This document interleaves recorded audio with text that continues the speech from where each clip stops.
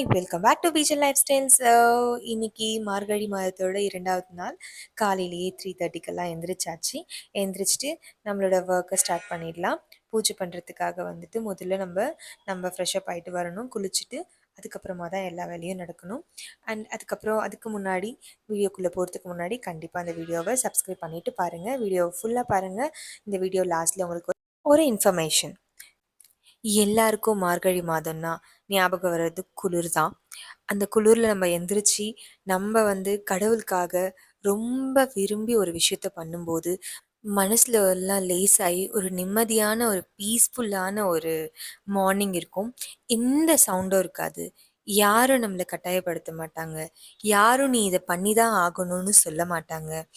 நம்மளோட வேலையை காலையில் எந்திரிச்சு கடவுளுக்காக பண்ணும்போது ஒரு தனி ஒரு ஹாப்பினஸ் தாங்க. ஆக்சுவலா எனக்குமே நான் லாஸ்ட் டைம் சம்டைம்ஸ் இந்த குளிரு, இந்த மார்கழி மாசத்தோட குளிர்லாம் தாங்காம ஒரு மாதிரி ஃபீவர் வந்துரும். அப்புறம் தண்ணீல கை வச்சாவே நமக்கு கோல்ட் ஆயிடும். இந்த மாரி நெறைய விஷயங்கள் நெறைய பெண்களுக்கு இருக்கு. அதுவும் குறிப்பா ஒரு ஆஃப்டர் டெலிவரிக்கு அப்புறம் அவங்களோட உடம்புல இருக்க எல்லா பார்ட்ஸுமே சேஞ்ச் ஆகுது. எல்லா ஹார்மோன்ஸுமே சேஞ்ச் ஆகுது. நம்மளோட லைஃப் சைக்கிளுமே சேஞ்ச் ஆயிடும். ஸோ அது எல்லாத்தையும் நம்ம அக்செப்ட் பண்ணிக்கிட்டு நம்மளும் ஹாப்பியாக இருக்கணும், நம்மளை சுற்றி இருக்கவங்களும் ஹாப்பியாக இருக்கணும், நம்மளோட லைஃப் நமக்கு பிடிச்ச மாதிரி எப்பயுமே இருக்கணும் அப்படின்றதுக்காக நம்ம இந்த மார்னிங் எந்திரிச்சு பீஸ்ஃபுல்லான ஒரு மார்னிங்கை ஃபீல் பண்ணலாம் வாங்க. இந்த வீடியோவை பார்த்துட்டு நிறைய பேர் ட்ரை பண்ணியிருக்கீங்க. ரொம்ப ரொம்ப தேங்க்ஸ். அவங்க எல்லாரும் சொன்ன ஒரு விஷயம் என்னென்னா, நிஜமாகவே காலையில் எழுந்திரிச்சு சாமி கும்பிட்டுட்டு உட்காரும்போது ஒரு மாதிரி நல்ல பீஸ்ஃபுல்லாக இருக்குங்க அப்படின்னு சொல்லியிருந்தாங்க. ஸோ கண்டிப்பாக மறக்காமல் எல்லாரும் இதை எப்போவுமே ட்ரை பண்ணுங்கிறது தான் என்னோட ஆசை. நானுமே அதை எப்பயும் ட்ரை பண்ணணுன்றது தான் என்னோட ஆசையும் கூட. நான் ஃப்ரெஷ்அப் ஆகிட்டேன். ஃப்ரெஷ்அப் ஆகிட்டு வெளியெல்லாம் பெருக்கி முடிச்சுட்டு அப்புறம் தண்ணியாக இருக்குது. ஏன்னா முன்னாடி நாள் மழை, நல்லா ஈவினிங் செம்ம மழை. மழையோடு சேர்ந்து ஒரு ஜில்னஸ் இருக்குது. அதுவும் காலையில் 3:30 4:00 எந்திரிச்சு வெளியே வரும்போது அப்பா! நேற்றே சொல்லியிருந்தேன் இல்லைங்களா, ஒரு இன்ஃபர்மேஷன் உங்களுக்கு. டெய்லி எந்தெந்த திரியில் ஏற்றுனா என்னென்ன பலன்கள் கிடைக்கும் அப்படிங்கிறத நான் சொல்கிறேன்னு சொல்லியிருந்தேன். அது இன்றைக்கி நான் எந்த திரியில் விளக்கேற்றிருக்கேன்னா, வாழைத்தண்டு திரியில தான் விளக்கேற்றிருக்கேன். இந்த வாழைத்தண்டு திரியோட பலன்கள்லாம் என்னென்னா, வாழைத்தண்டு திரியினால் விளக்கேற்றுறதுனால நமக்கு பித்ரு தோஷங்கள்லாம் நீங்கி குலதெய்வ அருள் நமக்கு கிடைக்கும். நம்ம வம்சம் விருத்தியாகும். செல்வ செழிப்போட நம்ம இருப்போம். அதுக்கப்புறம் ரொம்ப முக்கியமான விஷயம், நம்ம சிவபெருமானோட அருள் பரிபூரணமாக நமக்கு கிடைக்கும். இதுதாங்க வாழைத்தண்டு திரியோட பலன்கள். வாழைத்தண்டு திரியினால் விளக்கேற்றதுனால இவ்வளோ பலன்கள் நமக்கு இருக்குது. அதே மாதிரி நாளைக்கு எந்த திரியில் விளக்கேற்றுறேன் அப்படிங்கிறத நாளைக்கையோட வீடியோவில் சொல்கிறேன். அது வரைக்கும் வெயிட் பண்ணி பாருங்கள். ஓகேங்களா? இப்போ நான் கோலம் போட்டு முடிச்சிட்டேன். நேற்று ஒரு கோலம், இன்றைக்கி ஒரு கோலம். எனக்கு தெரிஞ்ச மாதிரி ஏதோ எனக்கு தெரிஞ்ச குட்டி குட்டி கோலத்தை தான் நான் போடுறேன். மார்கழி மாதம்னாலே நிறைய பேர் கோலம் போட்டி நிறைய நடக்கும். ஏன்னா அவ்வளோ பெரிய பெரிய கோலம் போட்டு அவ்வளோ அழகாக கடவுளை நம்ம வீட்டுக்குள்ளே கூப்பிடுவாங்க. பட் எனக்கு என்னோட இந்த குட்டி கோலத்தை கடவுள் ஏற்றுப்பாங்கன்னு நான் நினைக்கிறேன்.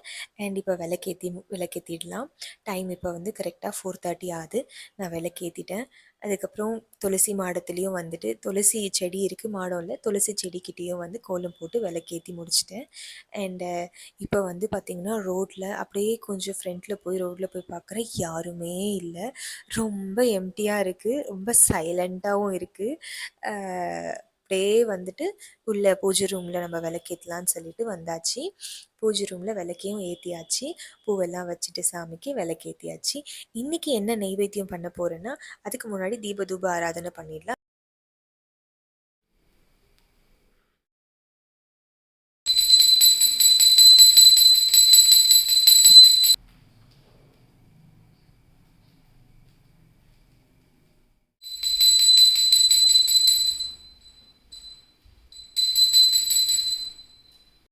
ஆராதனை எல்லாம் முடிஞ்சிருச்சு.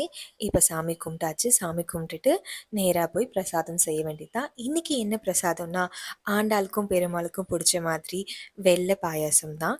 வெள்ளை ஜவ்வரிசி பாயாசம் தான் நான் இன்றைக்கி செய்ய போகிறேன். என்னோடய ஸ்டைலில் உங்களுக்கு செஞ்சு காமிக்க போகிறேன். கண்டிப்பாக அதை நீங்கள் வீட்டில் ட்ரை பண்ணி பாருங்கள். ரொம்ப நல்லாயிருக்கும். எப்போவுமே மகாலட்சுமிக்கு வந்து வெள்ளையில் என்னென்ன ஐட்டம் இருக்கோ அதெல்லாம் வைக்கிறது தான் வந்து விசேஷம். நான் இன்றைக்கி வெள்ளை பாயாசம் செய்ய போகிறேன். எனக்கு காலையில் பார்த்திங்கன்னா டெய்லி வந்து விளக்கேத்தி முடிச்சுட்டு லைட்டெல்லாம் ஆஃப் பண்ணிவிட்டு அந்த விளக்கோட வெளிச்சத்தில் என்னோடய வீடு எவ்வளோ பிரகாசமாக இருக்குது அப்படிங்கிறத பார்ப்பேன் எப்போவுமே. எல்லாரும் அதை பண்ணி பாருங்கள். ரொம்ப மேஜிக்காக இருக்கும். வீடியோவ பார்த்துட்டு நானும் காலையில எந்திரிச்சேன். ரொம்ப பீஸ்ஃபுல்லா இருந்தது மைண்டுன்னு சொன்னாங்க. அ ரொம்ப சந்தோஷமா இருந்தது. அண்ட் இப்ப வந்து இது முடிச்சாச்சு. நான் இப்ப திருப்பாவை பார்த்துட்ருக்கேன். திருப்பாவை வந்து ஆண்டாள் பெருமாள எழுப்புறதுக்காக பாடின பாடல்கள். அவ்ளோ நல்லாருக்கு. அந்த வரிகள் ஒவ்வொன்னும் கேட்க அவ்ளோ நல்லாருக்கு ஆக்சுவலா. ஆனா ஒரு சில வரிகள்லாம் நமக்கு வந்து ரொம்ப தூய தமிழ்ல இருக்கு. அத நம்ம கூகுள்ல போட்டு டிரான்ஸ்லேட் கூட பண்ணிக்கோங்க புரியாதவங்க. ரொம்ப நல்லாருக்கு. சாமி கும்பிட்டுட்டு இத கொஞ்சம் கேளுங்க நல்லாயிருக்கும். நான் இப்ப வந்து சாமிக்கு வந்து வெல்ல பாயாசம் செய்ய போறேன். ஜவ்வரிசி பாயாசம் தான். கொஞ்சம் நெய் விட்டு ஜவ்வரிசிய போட்டு நல்லா இப்டி நல்லா பபிள்ஸ் எல்லாம் நல்லா பெருசா வர வரைக்கும் நல்லா ஃப்ரை பண்ணி எடுத்துக்கிட்டோம். எடுத்துட்டு இந்த பக்கம் சுடு தண்ணி வச்சிருக்கேன். காஞ்ச உடனே சுடு தண்ணி காஞ்ச உடனே நம்ம அதில ஜவ்வரிசி வறுத்து ஜவ்வரிசிய போட்டுறணும். இங்க காய்ச்சி ஆற வச்ச பாலையும் அதுக்குள்ள போட்டுறணும். ஜவ்வரிசிய நல்லா வறுத்து, அத சுடு தண்ணீல கொஞ்சம் நேரம் ஒரு 5 நிமிஷம் வெந்தா போதும். பக்கத்துலயே நின்னு நல்லா கொஞ்சம் வேக விட்டுருங்க. ரொம்ப குழஞ்சிரும். நமக்கு பால்ஸா இருந்தா தான் நம்ம சாப்பிட ரொம்ப நல்லாயிருக்கும். அதுக்கப்புறம் வந்து நெய் விட்டுட்டு, என்கிட்ட வந்துட்டு சாரப்பருப்பு இருந்தது. சாரப்பருப்பையும், ஏலக்காவையும் போட்டுட்டேன். 2 கப்ஸ் வந்துட்டு சர்க்கரை போட்டிருக்கேன். நல்லா மிக்ஸ் பண்ணிட்டு சாமிக்கு எடுத்துட்டு போய் நெய்வேத்தியமா வச்சிட போறேன். ஸோ எப்பவுமே நெய்வேத்தியம் வைக்கும்போது பஞ்சபாத்திரத்தில இருக்க தண்ணி விட்டு நெய்வேத்தியம் சாமிக்கு ஃப்ரெஷ்ஷா குடுக்கணும். இது வந்து ப்ராசஸ் எப்பவுமே நடக்கிறது தான். அதுக்கப்புறம் நான் வந்து ரொம்ப ஸ்பெஷலா என்னோட ஃபில்டர் காஃபி எப்படி பண்றது எடுக்கணும்னு இருந்தேன். ஆக்சுவலா நான் வீடியோ ஆன் பண்ணவே இல்ல. அப்படியே ஆன் ஆயிட்டு இருக்குன்னு நெனச்சுட்டேன். ஒரு 3 ஸ்பூன் வந்துட்டு காஃபி பவுடர் போட்டுக்கோங்க. 2 ஸ்பூன் வந்து சர்க்கரை போட்டுக்கோங்க. நல்லா கொதிக்கிற தண்ணி கொஞ்சம் ஃபுல்லா ஊத்திக்கோங்க. முக்கா வரைக்கும் ஊத்திக்கோங்க. அது ஃபில்டர் ஆயி இந்த மாதிரி வந்துரும். அத வந்து ஒரு டைட் பாக்ஸ்ல வந்து பேக் பண்ணி வச்சுக்கோங்க. எப்பலாம் தேவையோ அப்பலாம் ஃபில்டர் போட்டுக்கோங்க. நான் எப்பவுமே ஃபில்டர் வந்து அப்படியே யூஸ் பண்ண மாட்டேன். ஒரு பாத்திரத்தில பால் ஊத்திட்டு, நான் ஃபில்டர் எவ்வளோ டார்க்னஸ் வேணுமோ அவ்வளோ டார்க்னஸ் ஃபில்டர ஊத்திட்டு, அதில 1 ஸ்பூன் சுகர் போட்டு நல்லா கொதிக்க வச்சு, அருமையான ஃபில்டர் காஃபிய சாப்பிடுவேன். கண்டிப்பா இத ஒரு தடவ ட்ரை பண்ணி பாருங்க. அவ்ளோ நல்லாயிருக்கும். இது வந்து மார்னிங் நான் ஃபர்ஸ்ட் டைம் ஏர்லி மார்னிங் இந்த ஃபில்டர் காஃபி சாப்பிட்றேன். அவ்ளோ, அவ்ளோ, அவ்ளோ சூப்பரா இருந்தது. கண்டிப்பா ட்ரை பண்ணி பாருங்க. இந்த வீடியோ பிடிச்சிருந்தா மறக்காம லைக் பண்ணிடுங்க, ஷேர் பண்ணிடுங்க, சப்ஸ்கிரைப் பண்ணிடுங்க. Thank you so much. Tata bye. நாளைக்கு உங்கள ஒரு இன்ஃபர்மேட்டிவான வீடியோல பார்க்குறேன். பாய்.